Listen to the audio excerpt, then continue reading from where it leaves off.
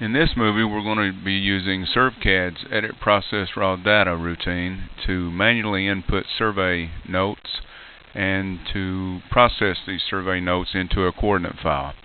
So beginning in the COGO Design menu of SurvCAD and located under the Tools Pulldown, the Edit Process Raw Data file routine is what we wish to select. So select it. And since we're beginning a new raw file, from this newer existing file we will select New and give it a name. In my case I'll say Test 3 and save.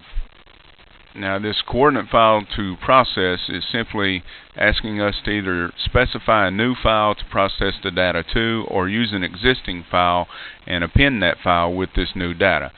In our case we're going to say New, and I'll select Test 5 in this case and save, and I will overwrite that file. Now we're in the blank raw editor. So the first thing we want to do is establish our starting point of our survey. So we're going to say add point. We're going to define this point by a point number as well as the northing and easting. So we'll say 5,000 for the north, 5,000 for the east. We're not going to worry about elevation. And my description, I will say that it is an iron pin found, maybe our IPF. Now the next thing we need to do is establish our backsite, because this is going to be an angle right survey. So I'm going to say add backsite. My occupied point is going to be 1. My backsite point is going to be not identified in this column simply because I'm going to be backsiting a direction. So in our direction is going to be 0. So I do not need to specify that in the azimuth column. I'm just going to set the azimuth to 0. Now if I wanted to hold a particular bearing on a line, if I knew that from where I was set up to my backside point it was maybe 230 degrees, 14, 15, and maybe that was an azimuth, then I could key it in here and still zero the gun to that line, and then everything would be orientated to the azimuth given in this cell. In our case, we're just going to accept 0, and it's going to be a due north backside. So now we're ready to add our first line of data, so we're going to go to Add Traverse. Our first occupied point is 1, foresight point is 2. Our code, we're going to select from the pressing the down arrow, is going to be AR for angle right. Northeast is NE, southeast SE, SW southwest, NW northwest, AZ is azimuth, AL will be angle left, DR and DL are deflection right and deflection left. Now in our particular case our code is AR, so we select it from the list, or you could type in the number 7, which corresponds with the old SurvCOGO bearing codes.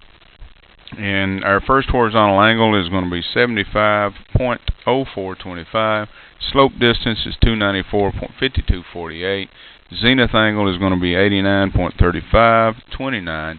And the description for this point is simply another iron pin found, so it'll be IPF.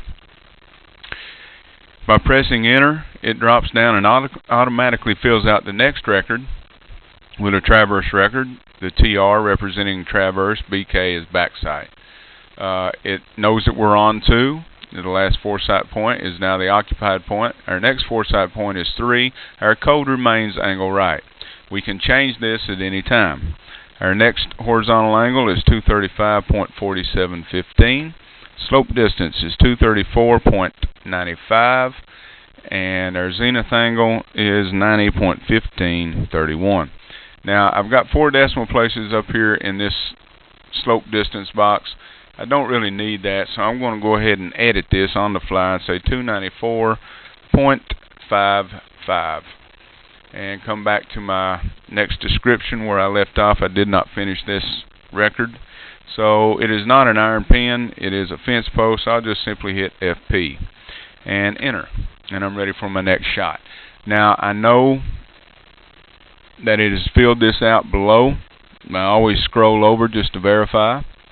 Occupied point is 3, foresight point 4. Again, everything is set, so it's just basically key punching at this point. Horizontal angle Then my slope distance is 281.7147, and zenith angle is 90.2523. And in this particular case, the description is FP, so I hit enter, and I'm down to my next record. Again, 4 and 5 is where I need to be. Angle right is set. Horizontal angle is now 223.5358, and the slope distance is 179.0426, and the zenith angle is 90.1947. And the actual description for this is an iron pipe, so I'm just going to call it I pipe. Enter, and move down to the next record. Again, it's filled out. You would not have to scroll over if you did not want to, over to the far left, but I like to do so just as a check to verify that everything is doing as it should. So our last angle here is 236.2351, and our slope distance is 146.42. And again, I've included 4 decimal places in the distances above. We will correct that in just a second. Zenith angle is 89.1701. Now, you can simply hit enter to get over to the description column, or you can use your mouse and move your cursor over the cell that you would like to be in and just click it, and you're there. So I'm just going to say this is the tieback, and that is our last shot. So now we're simply ready to save this, so we go to File, to the File pull down and Save. And let me scroll back over here to the left. Notice when I clicked out of the last shot, when I clicked anywhere in the menu, I got an additional record at the bottom. Now I do not need this additional record, and it's simply because I didn't hit enter on my last description. So I'm going to key in any row or any cell of this row, and I'm just going to place my active cursor in there and hit the delete key on the keyboard, and it's gone.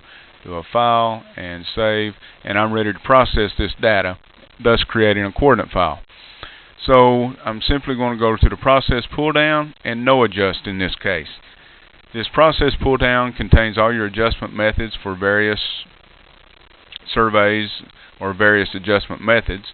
In our case, we're not worried about adjusting this traverse. We simply want to compute coordinates, so we go to No Adjust. The Process Options dialog box in this example really doesn't make any difference to us because, again, we just want coordinates. The only thing I do like to set here is my report or decimal places for the report. The new report formatter in CES can be used when you process a raw file. In this case, we're not going to use it. We will explore it later in another movie. So simply right now we're ready to go. This is a closed traverse beginning at 1, tying back to, I think 6 was the last point number. And it is closed, so we do not have to tell it what point we're closing to. If it was an open traverse, say beginning at 1 and ending at 50, 50 being a point with known coordinates, then we could key in the point number that we want to tie to, or even the coordinates of the point that we want to tie to. So right now we're ready to go. In our example, we hit OK. Again, we started at 1, we ended at 6. It intuitively fills this out. We simply hit OK, and we are now to our Process Results dialog box.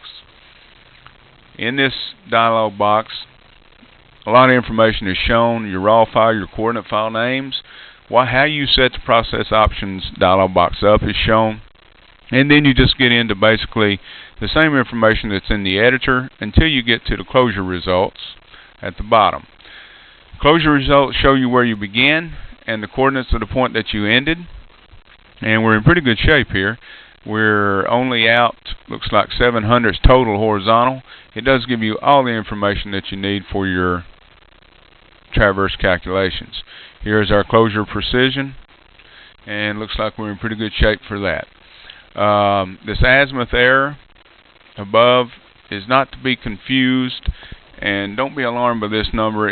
This basically means nothing other than the fact that if you set up on the point you began with, this is the azimuth that you would have to turn, and this horizontal distance error would be the distance that you would have to travel to close this traverse perfectly.